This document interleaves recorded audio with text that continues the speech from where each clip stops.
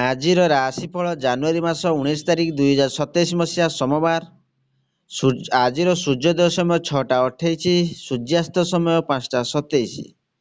ଆଜିର ପଞ୍ଚାଙ୍ଗ ତିଥି ପ୍ରତିପଦା ରାତ୍ରି 2ଟା 29 ଗତେ ଦ୍ୱିତୀୟା, ନକ୍ଷତ୍ର ଉତ୍ତରାଷାଢ଼ ଦିବା 12ଟା 51 ଗତେ ଶ୍ରାବଣ, ଚନ୍ଦ୍ର ମକର ଯୁଗ ବଜ୍ର, ସିଂହ ରାଶିର ଘାତ ଚନ୍ଦ୍ର, ମିଥୁନ ରାଶିର ଘାତ ବାର।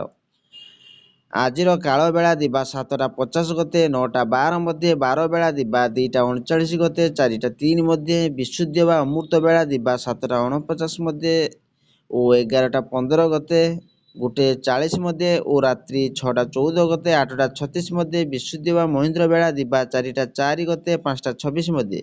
ଆଜି ପାଣି କଖାରୁ ଭକ୍ଷଣ ନିଷେଧ।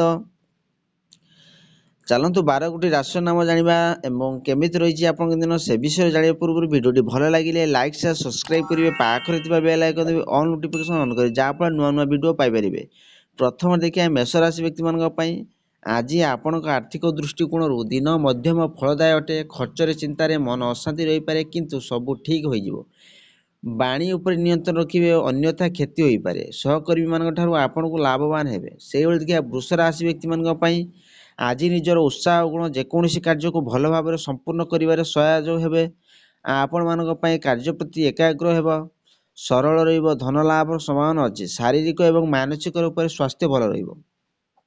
ସେହିଭଳି ଦେଖିବା ମିଥୁନ ରାଶି ବ୍ୟକ୍ତିମାନଙ୍କ ପାଇଁ। ଆଜି ଆୟ ଅପେକ୍ଷା ଖର୍ଚ୍ଚ ଅଧିକ ହୋଇପାରେ। ଆପଣଙ୍କ ଦିନ ଶାରୀରିକ ଏବଂ ମାନସିକ ଅସୁସ୍ଥତା ସହିତ କଟିବ।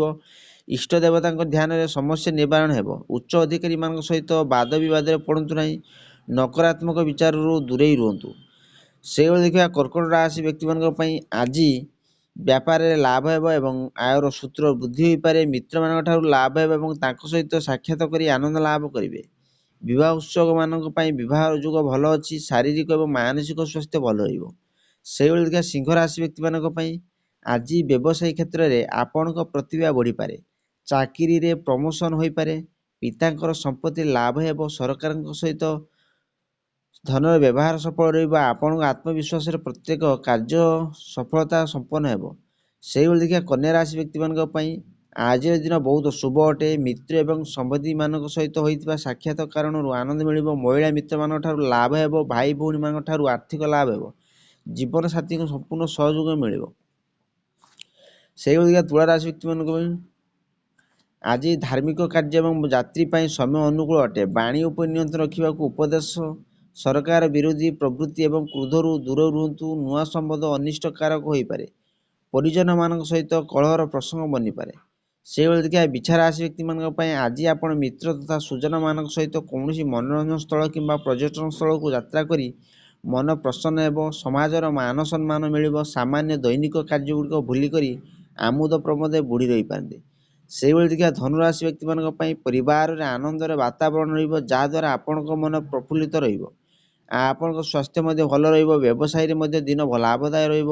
ସହକର୍ମୀମାନଙ୍କ ସହଯୋଗ ମିଳିବ ଏବଂ ଆର୍ଥିକ ଲାଭ ହେବ। ଆପଣମାନଙ୍କ ହର୍ଷୋଲ୍ଲାସର ଦିନ ରହିବ। ସେହିଭଳି ଦେଖିବା ମକର ରାଶି ବ୍ୟକ୍ତିମାନଙ୍କ ପାଇଁ। ପାରିବାରିକ ଜୀବନରେ ଶାନ୍ତି ବନେଇ ରଖିବା ପାଇଁ ନିରର୍ଥକ ବାଦ ବିବାଦ କରନ୍ତୁ ନାହିଁ। ଧନ ଏବଂ ପ୍ରତିଷ୍ଠାରେ ହାନି ନା ହେଉ, ଏହାର ଧ୍ୟାନ ରଖିବେ। ଅଫିସରେ ଉଚ୍ଚ ଅଧିକାରୀମାନଙ୍କ ଅସନ୍ତୋଷ ସାମ୍ନା କରିବାକୁ ପଡ଼ିପାରେ। ସେହିଭଳି ଦେଖିବା କୁମ୍ଭ ରାଶି ବ୍ୟକ୍ତିମାନଙ୍କ ପାଇଁ। ଆଜି ଆପଣଙ୍କ ମନ ବହୁତ ଭଲ ରହିବ। ବିଦ୍ୟାର୍ଥୀମାନଙ୍କ ପାଇଁ ସମୟ ଭଲ ଅଟେ। ଆଜିର ଆୟୋଜିତ ପ୍ରତ୍ୟେକ କାର୍ଯ୍ୟ ଭଲ ଭାବରେ ସମ୍ପନ୍ନ ହେବ।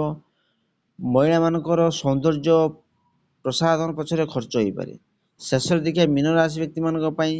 ଆବଶ୍ୟକ ନିର୍ଣ୍ଣୟ ଗୁଡ଼ିକ ପାଇଁ ଆଜିର ଦିନ ଅତି ଉତ୍ତମ ଅଟେ।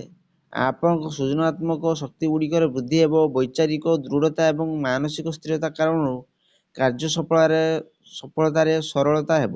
ଆଶା କରି ଭିଡ଼ିଓଟି ଭଲ ଲାଗିଲେ ଲାଇକ୍ ସେୟାର ସବସ୍କ୍ରାଇବ୍ କରି ବେଲ୍ ଆଇକନ୍ ଦେବେ।